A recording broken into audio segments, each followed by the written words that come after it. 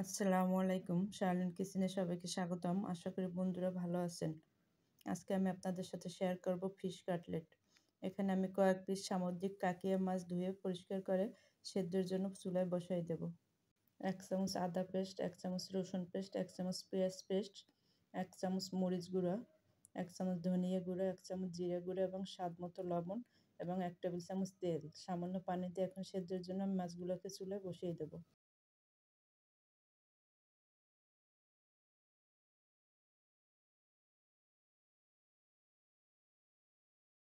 কিছু সময় পর ঢাকনা খুলে মাছগুলোকে আমি উল্টে নিলাম।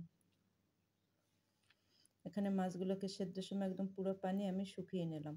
এখন একটা বাটিতে নিয়ে নিচ্ছি 1 মুঠ পেঁয়াজ বেরেস্তা, 1 মুঠ ধনেপাতা কুচি, কাঁচা এবং পাকা মরিচ কুচি এবং স্বাদ মতো লবণ। এখন পেঁয়াজের বেরেস্তাগুলোকে একটু আলতো হাতে মেখে নিলাম এবং পেঁয়াজ, ধনেপাতা এবং কাঁচামরিচ ভালোভাবে মেখে নিলাম। এখন আমি যে মাছগুলো সেদ্ধ করেছিলাম ওগুলোর কাটা বেছে এর ভিতর দিয়ে দিলাম।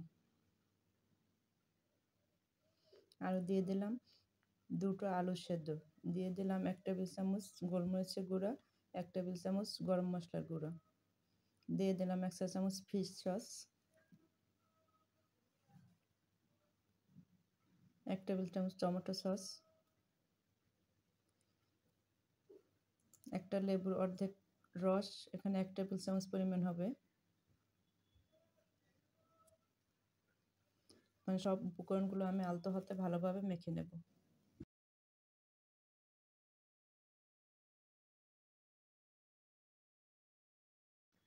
সব ভালোভাবে মাখার পর এর সাথে দিয়ে দিলাম 1 চা চামচ কর্নফ্লাওয়ার। কর্নফ্লাওয়ারটা আমি বাইন্ডিংয়ের জন্য দিলাম।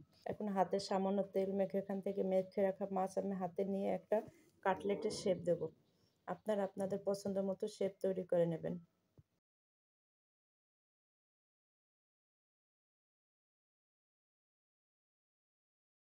একইভাবে আমি সব কাটলেটগুলো তৈরি করে নিলাম। এখন আমি একটা বাটিতে ডিম নিয়ে সামান্য লবণ দিয়ে ডিমটাকে ফেটিয়ে নিলাম। এখন আমি যে কাটলেটগুলো তৈরি করলাম এখান থেকে 1 পিস কাটলেট নিয়ে ডিমে ডুবিয়ে ব্রেড ক্রামে গড়িয়ে নিলাম। একইভাবে আমি সব কাটলেটগুলো ডিমে ডুবিয়ে ব্রেড ক্রামে গড়িয়ে নেব। এখান থেকে আজকে আমি কিছু কাটলেট ভাজবো এবং কিছু কাটলেট ফ্রোজেন করব। এখন ভাজার জন্য চুলায় একটা ফ্রাই প্যান দিয়ে কয়েক পিস কাটলেট দিয়ে দিলাম। চুলার আঁচ স্লো করে কাটলেটগুলো আমি উল্টে পাল্টে লাল করে ভেজে নেব।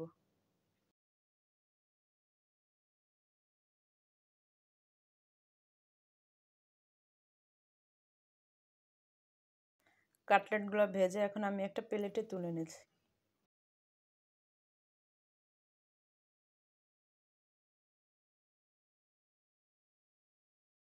আর আমি যে ফ্রোজেন করব সেই কাটলেটগুলো ডিপ ফ্রিজে 3-4 ঘন্টা রেখে দিয়েছিলাম। এখন ফ্রিজ থেকে বের করে আমি একটা জিপের ব্যাগে তুলে নিলাম। এখন এটা আমি ডিপ ফ্রিজে সংরক্ষণ করব।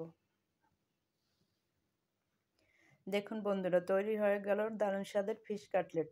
আপনাদের যদি আমার এই ফিশ কাটলেট রেসিপিটি ভালো লেগে থাকে আমার ফেসবুক পেজকে ফলো করবেন, ফ্রেন্ডস এবং ফ্যামিলিকে শেয়ার করবেন এবং আমার ইউটিউব চ্যানেলকে সাবস্ক্রাইব করে বেল আইকনটি বাজিয়ে রাখবেন যাতে নতুন ভিডিও পেতে পারেন। সবাই ভালো থাকবেন, সুস্থ থাকবেন। আল্লাহ হাফেজ।